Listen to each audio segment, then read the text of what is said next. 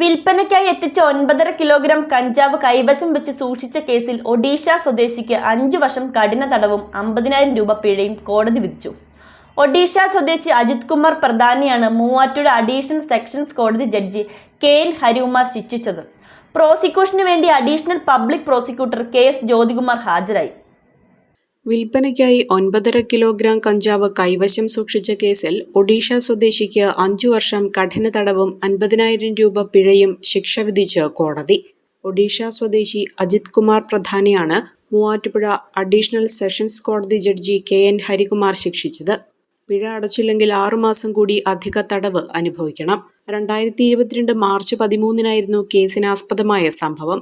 പെരുമ്പാവൂരിലെ സ്കൂളിന്റെ പ്രവേശന കവാടത്തിന് മുന്നിൽ സംശയാസ്പദമായ സാഹചര്യത്തിൽ ബാഗുമായി നിന്ന പ്രതിയെ Perumbavoor range excise inspector M Mahesh കുമാറും സംഘവും ചേർന്ന് പിടികൂടുകയായിരുന്നു.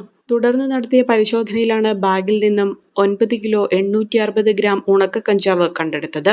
അതിഥി തൊഴിലാളികൾക്കും വിദ്യാർത്ഥികൾക്കിടയിലും വിൽപ്പന നടത്താനാണ് പ്രതി കഞ്ചാവ് എത്തിച്ചതെന്ന് എക്സൈസ് കണ്ടെത്തിയിരുന്നു. Kunnathunad excise circle inspector B സുമേഷാണ് കേസ് അന്വേഷിച്ച് കോടതിയിൽ കുറ്റപത്രം സമർപ്പിച്ചത്. പ്രോസിക്യൂഷന് വേണ്ടി additional public prosecutor KS Jyothikumar ഹാജരായി.